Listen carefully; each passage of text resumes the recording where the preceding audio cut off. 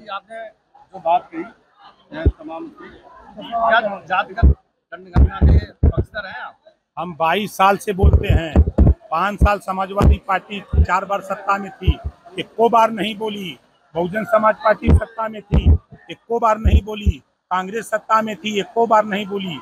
हम सदन से लेकर सड़क तक बोलते रहते हैं। आज फिर कह रहा हूँ, जातिवार जनगणना कोई कराएगा तो एनडीए सरकार माननीय नरेंद्र मोदी जी के ही नेतृत्व में होगी। 69,000 होने की बात आ रही है। जहाँ तक सवाल आपने 69,000 की किया, मैं फिर कह रहा हूँ कि 1986 से इस लड़ाई को हम लड़ रहे हैं। हम माननीय कांसी राम जी के साथ रह करके मंडल कमीशन लागू कराने की लड़ाई लड़ते लड़ते फिर किन्हीं बिंदुओं पर बसपा नेता संघ से विवाद हुआ तो मैं पार्टी बना लिया। और आप बताओ, आप लोग तो गवाह, सदन से लेकर सड़क तक 69,000 शिक्षक भर्ती से ज्यादा हमसे कौन लड़ सकता है, बोला है। और मैं अभी हमारे यहाँ आवास पे बच्चे गए थे अभ्यर्थी, मैं उनसे कहा कि चलो मुख्यमंत्री से, मैं उन्हीं के सामने चीफ सेक्रेटरी से मनोज जी से बात की। वो दिल्ली जा रहे थे, उन्होंने कहा कि शाम को आता हूँ तो मुख्यमंत्री से बात करके आपको बताता हूँ। रात को 11 सुप्रीम कोर्ट मामला चला गया मेरे। अब आप बताओ, हम तो रोक नहीं सकते किसी को, कि हम रोक सकते हैं? हमारी कोशिश देखो, हम सहयोगी दल हैं, हमारे पास जितनी क्षमता है पूरी क्षमता से हमने मुख्यमंत्री से चर्चा किया। जब नियुक्ति पत्र वितरण हो रहा था उस समय भी चर्चा किया, 8 तारीख को भी चर्चा किया, 9 तारीख को टाइम भी लिया। मनोज जी ने कहा तो मनोज जी के कथनानुसार मैंने गोरखपुर में कहा कि आप वहाँ मिल लीजिए मुख्यमंत्री से। उन्होंने कहा कि लेके आओ, हम नहीं आ सकते क्योंकि मेरा कार्यक्रम मिर्जापुर में है। मैं मिर्जापुर में था, तो मेरी सिंपैथी, मैं 69,000 शिक्षक भर्ती के जो अभ्यर्थी है मैं उनके साथ हूँ। मैं फिर कह रहा हूँ, करने की बात आ रही है। देखिए, सही बात तो कोई बता नहीं रहा है। ब्लैकमेल करने के बाद देखिए, एक स्कीम 2016 में देश के केंद्र सरकार ने लागू किया कि 60% धन हम देंगे और 40% धन राज्य सरकार देगी, और मदरसों में हम अंग्रेजी, साइंस और मैथ पढ़ाएंगे। उसके लिए अध्यापक नियुक्त हुए, ठीक है। फिर पिछले 3 साल पहले केंद्र सरकार ने उस योजना को बंद कर दिया। 1 साल प्रदेश सरकार ने अपने जो अंशदान था वो पैसा दिया, तो उस पैसे के बाद उन्होंने बंद कर दिया 2 साल से। तो उसी चीज को मदरसे के लोग कह रहे हैं, आप अगर उसको पढ़ेंगे तब समझ में आएगा। दूसरी बात वो कह रहे हैं ना कि मदरसों को मान्यता नहीं दी जा रही, उसको जो है ऑनलाइन पोर्टल खोला गया, कहा है ना, तो उनकी यूनियन के लोग हैं। तो उनका कहना है कि जो हमारा या तो अध्यापकों का जो तनख्वाह सैलरी है वो मिले, उनको रखा जाए काम पे, और नहीं तो ये स्कीम बंद कर दिया जाए जो केंद्र सरकार की लगातार ओबीसी आवासी कर रहे हैं।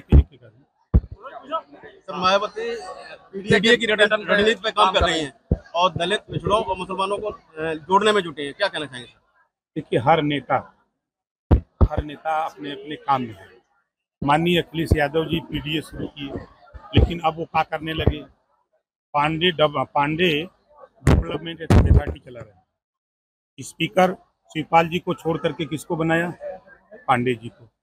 अभी एक दलित का बेटा वो किसी सामान की डिलीवरी देने बलिया के सांसद पांडे जी हैं, सनातन पांडे जी, उनके यहाँ गया तो पांडे जी जो सांसद हैं उनका प्रतिनिधि उससे पूछा तुम किस जाति को, बता दिया कि हम दलित हैं।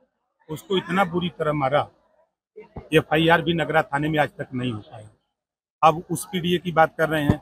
अब मायावती जी जब 4 बार सत्ता में थी तब तो पीडीए नहीं दिखाई दिया, तब तो उनको सिर्फ अम्बेडकर ग्राम विकास योजना के नाम पर 14 स्कीमें चलती थी और सिर्फ दलित बस्ती में चली।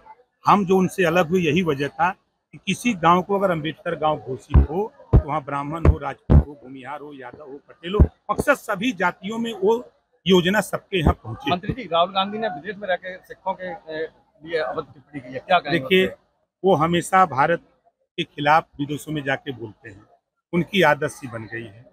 और जो भाषा वो बोल रहे हैं वो हमारे हिसाब से उस भाषा को हम पसंद नहीं करते। और जो भारत में रह के भाषा बोलते हैं, आप बताइए, बोलते हैं ना कि पिछड़ों को हिस्सेदारी नहीं मिली, बोलते हैं ना। 60 साल किसकी सरकार थी देश और प्रदेश में? उन्हीं की सरकार थी ना, क्यों नहीं दिया? 4 बार बसपा, 4 बार सपा की यूपी में सरकार थी, ये लोग क्यों नहीं दिए? आज हम लोग थोड़ा सा गुनगुनाने लगे हैं कि भाई आज जो बच्चे 69,000 वाले परेशान हैं, ये क्यों परेशान है? हम तो फिर कह रहा हूँ कि देखिए, नेता नहीं चाहता है। आरक्षण के मुद्दे पे मायावती ने भी कांग्रेस पे निशाना साधा है। वो सही कह रही है, मायावती जी सही कह रही हैं। तो मायावती जी, अखिलेश जी, राहुल जी, ये लोग टाइम ले लें योगी बाबा से और मोदी बाबा से, बताओ टाइम मिलेगा कि नहीं मिलेगा? तीनों लोग जा करके बैठ करके चाय पिए, पकौड़ी काटें और वहाँ ये चर्चा करें कि ये जो आरक्षण घोटाले जो सामने आए हैं, हाई कोर्ट के फैसले हो, चाहे असिस्टेंट प्रोफेसर की नियुक्ति के मामले हो, इन सब चीज़ों पर जो टेबल पर बैठ करके आमने सामने बात होगी, ये कर सकते हैं। लेकिन अगर ये कर देंगे तो मामला फिर चिल्लाने के लिए क्या रह जाएगा? आप मंत्री में उसी विभाग के वक्फ बोर्ड को लेकर आप क्या रहे हैं? क्या हम सोचते हैं? देखिए, मैं आपको बता दूं, देखिए तीसरे वक्फ नंबर पे बोर्ड वक्फ बोर्ड की बात करते हैं। वक्फ बोर्ड में जो कमियां हैं, आप जानकारी करिए।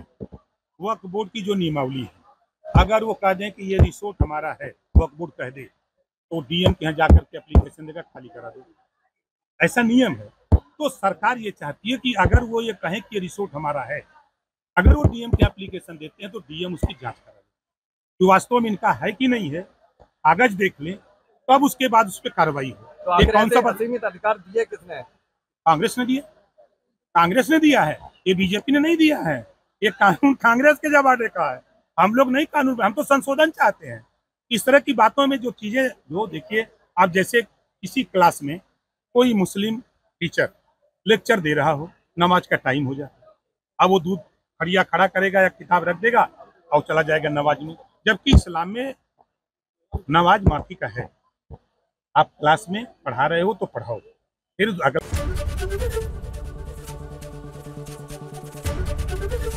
एबीपी गंगा, खबर आपकी, जुबान आपकी।